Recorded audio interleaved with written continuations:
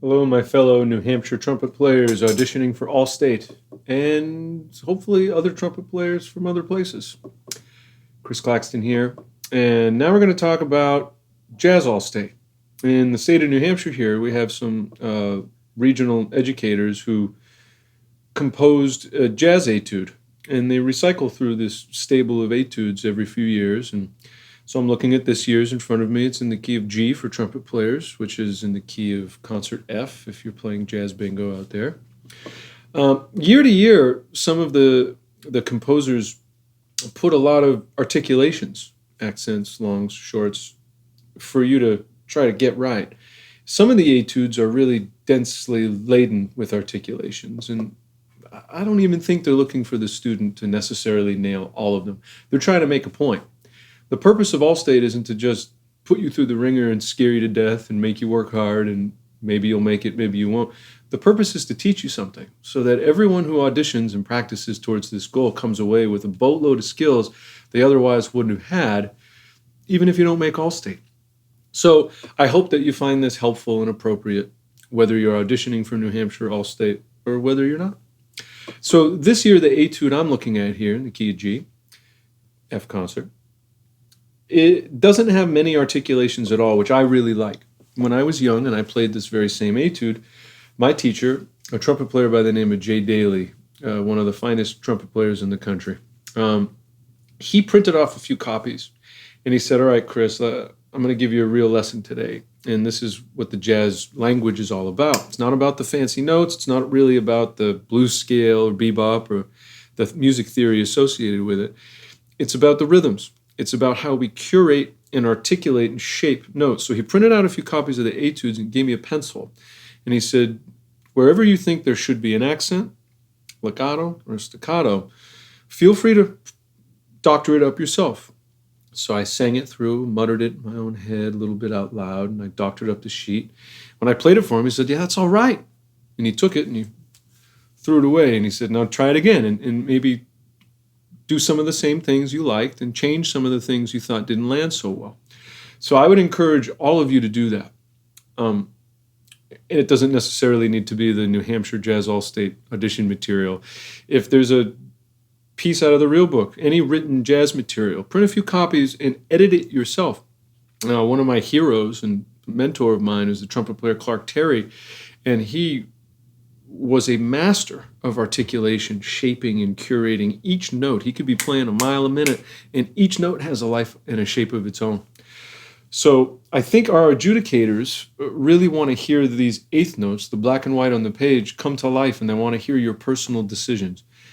Now, what they don't want to hear is an element of jazz trumpet that might be a parody of the real thing. You know, they really, I don't think, want to hear anything.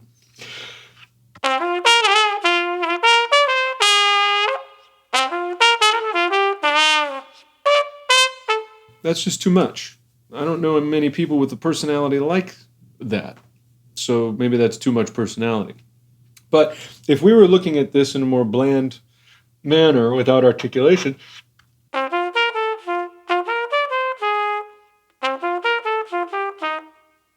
how can we curate and shape that with accents, long notes, short notes?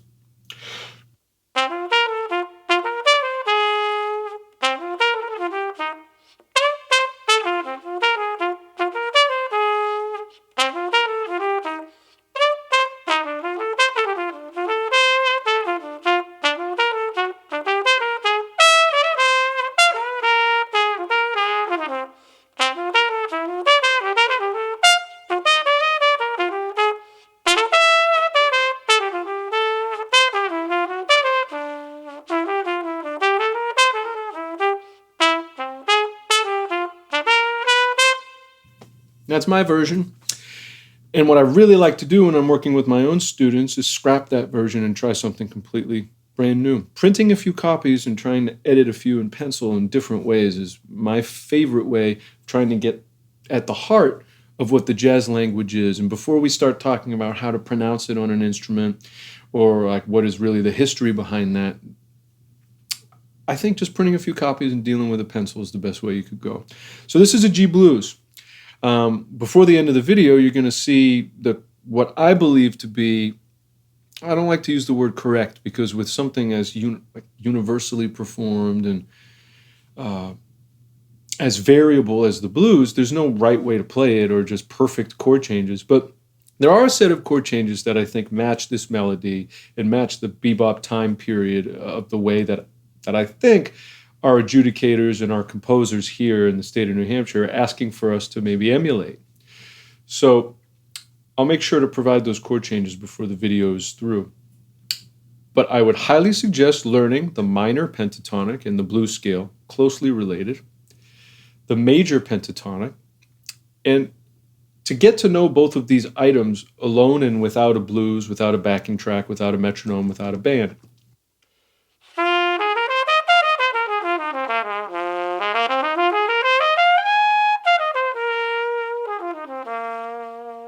That's just the scale up and down, the comfortable length of my trumpet. Here's the major one.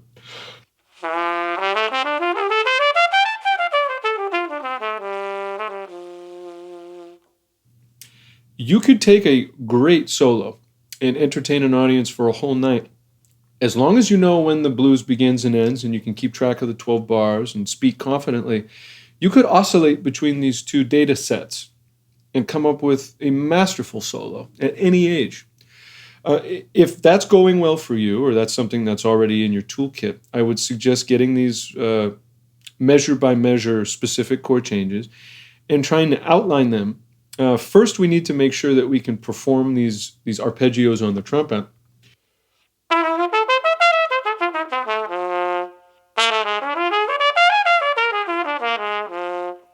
Just to make sure that you can reach for the 1, 3, 5, 7 in each chord, no matter where you are in your mind and where you are on your trumpet, that range-wise on the instrument, you can find the note you'd like to play.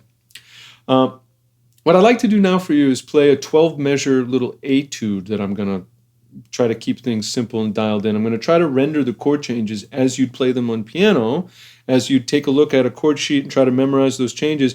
I'm going to try to play you an etude that's not particularly mysterious and kind of lays the chord shapes right out there for you and gives you some money notes in each bar. So it might be advantageous for you to transcribe this simple 12 bars. If you cop the whole thing and steal it and play it as your solo in your audition, we will all know. But if you steal measures or moments, or if you extract from my little 12 bars the purpose of why I played those notes, why I did that, then I hope you get a lot from it. So, 1, 2, 1, 2, 3.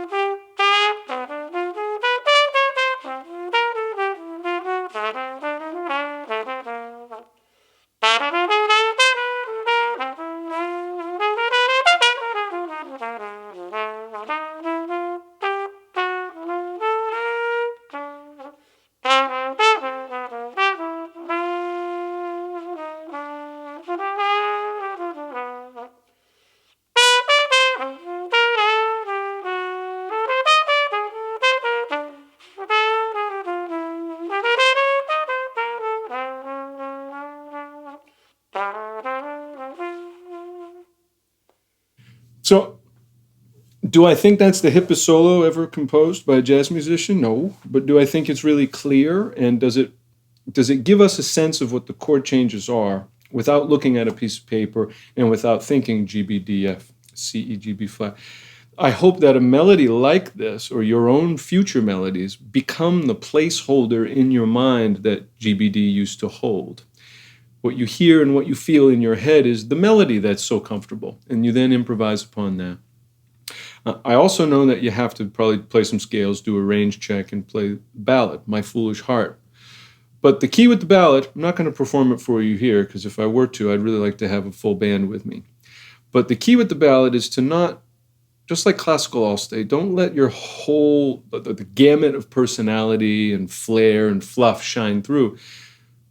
Render the melody in proper proportion and let a little bit of improvisation and manipulation out of the gate, right? Show the adjudicators or the audience that you know the melody, You know it as it is, but you can play that melody in a way that's unique to you.